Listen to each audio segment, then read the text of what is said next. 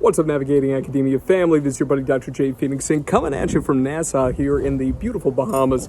What I figured I would do today is to be able to take the time to be able to answer a valued viewer's question. I want to go ahead and warn you right now that we got some wind here, beautiful outside though, and also have some individuals working in the background. So if you hear any noise or whatever, that's what's going on. So today's question comes from Priscilla. Priscilla, such generous words. Thank you so much in terms of all the kindness here in your post. So I'm gonna skip past the kind words for the sake of my own ego and read the bulk of Priscilla's question here. So here's what Priscilla asks. I have questions about publishing in quote-unquote sister journals and quote-unquote negative results. What's your opinion if the editor of the journal you just submitted your paper to, suggests that you transfer your journal to another journal under the same umbrella, but you found that this journal is still quite new? Will you feel a bit resistant and not consider submitting to this new journal since you think you need to wait until its impact factor stabilizes before considering it? Or will you give it a go because this quote sister journal is still under the same umbrella with the journal you just submitted your paper to? Okay, then there's a second question. Let me answer that one first. So Priscilla, this is a great question. In Publication Academy, I address this in detail. Right, so anybody who hasn't checked it out yet, www.publicationacademy.com, #1 premier online resource, training you how to be able to publish journal articles in high-impact journals, how to be able to get academic book contracts, right, winning grant proposals, and so much more. Be sure to check it out. But I go in depth in that for this particular issue. What I'm talking about is in a module that is called something along the lines of best practices in academic journal selection. So if you're interested in learning more about this, that's the module that you would watch. Essentially, though, let's say that you have a journal like JAMA. JAMA is Journal of the American Medical Association. I had the case many years ago where I had the option to be able to publish in JAMA or in a new spin-off, which was called JAMA Psychiatry. And what ended up happening was that JAMA Psychiatry was very new, and the one of the associate editors of JAMA came to us and said, listen, like the likelihood of this piece getting accepted in the main version of JAMA is very unlikely. We can put it through peer review if you want, but the likelihood is like almost 100% that it'll be rejected. It's just not sufficiently high sensitivity, and it would have to be rewritten. Or we have this new spin-off.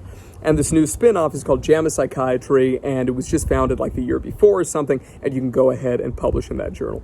But here's the thing. I definitely had that same feeling that you do of minor discomfort originally, Priscilla, right?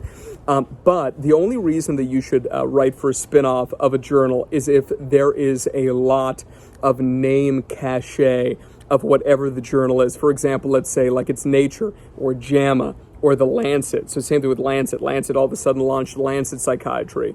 I have a colleague in the UK who published several papers in it. Why? Because you have to think about it down the line.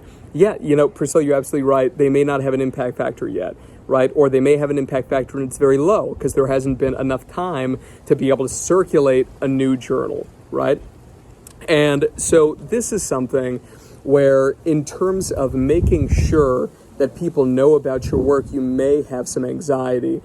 However, you have to keep in mind that most of these large-scale journals are incredibly popular and they make a lot of money for their publisher. And because of that, the publisher is going to put quite a bit of money into the marketing of these spin-off journals. So it is honestly a good investment if it's a large cachet name, like the Natures, the JAMAs, the Lancets, and so forth, to be able to publish in a spin-off journal because you can have greater confidence that over time, as the impact factor of that journal builds, they may not even have an impact factor. It may be that new, but it would be worthwhile to consider publishing in one of those sister journals. At the end of the day, a lot of this comes down to your comfort as well, Priscilla. Just because they recommend that you end up doing that in terms of publishing in the sister journal, it doesn't mean you have to do it. And the best thing to do is to just thank them so much for their valuable time and consideration, and let them know that you'll discuss it with your team. And then after that, just don't say anything, right? And they will forget about it within 2 or 3 days. Right? And that'll be the end of that. They're not going to think negatively about you because they're like, oh, you didn't publish in our sister journal. No. You don't have to worry about anything like that. Okay? So that's the answer to your first question. Second question, you say, Priscilla. is, have you ever published negative results? What I mean by negative results is that when you performed experiments to test all the hypotheses you had, in the end, you just got the conclusion that all the experimental data you got rejected your hypothesis. Okay, so you don't mean that. You don't mean rejected your hypothesis, I don't think. I think you mean that it just didn't support your hypothesis, right? And approved your null hypotheses to be correct. Okay, so hypotheses. However, I always hear people, including my supervisor, say that we can't publish negative results. Can I get your opinion on that? Okay, sure. So when it comes to publishing negative results, meaning non-statistically significant results, let's say that you conduct a treatment study, it's a case control study, you end up finding no statistically significant differences between your pre and your post condition, or your case and your control groups, let's say. And that may really stink because, yeah, of course, I mean, the classic adage, the classic saying is that you can't publish negative findings, non-significant findings. But these days, this is kind of getting turned on its head, especially because, people have realized, again, this is in that ethics module that I have of Publication Academy, which you guys should check out. In that ethics module, we go in detail about the largest kind of sources of ethical misconduct, and one of them is p-hacking. This is people over and over and over again conducting statistical significance tests to be able to find if they can get anything that's statistically significant. And even worse is that after they find something statistically significant, they literally turn everything on its head, and even though it may not be that the finding that was statistically significant is something that they're really kind of passionate about writing about, they'll just say, we don't want to have wasted all this time conducting this study, and we want to make sure that we get at least one publication out of this. And what ends up happening is that they write their entire paper, not around the experiment they initially wanted to do, but they basically frame the entire paper, i.e. mostly this would be relevant to the intro and the discussion section, as well as, of course, to the abstract and the title of the piece. But let me tell you, that's really unethical to be able to do that. And the big thing that I want you to know about, Priscilla, is this movement called open science. And there's a lot of things about open science that's fascinating. We have a Publication Academy module about it that you can take. But one of the 5 pillars, as they say, of open science is what we call open repositories or open registration. And the idea behind repositories and registering with a repository, or even these days, you can even have registrations with nonprofit entities like Center for Open Science, or even with individual journals which are committed to open science.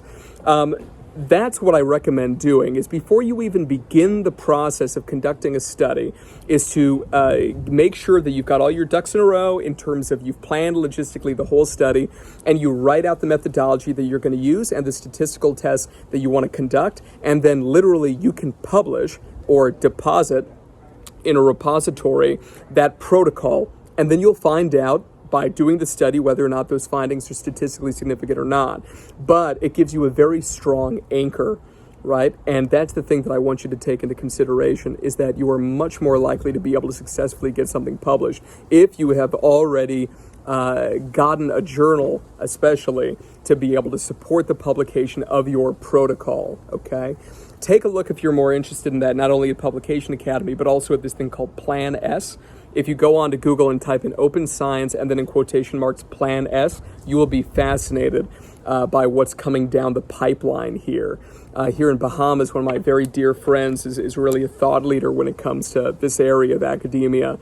And I'm very, very fascinated by what's happening with this Plan S thing, so be sure to check it out. Anyway, Priscilla, hope that helped. Everybody who's watching, please like the video, subscribe to the channel, and share this video with your friends, colleagues, and students. I'll see you guys in the next one. Peace.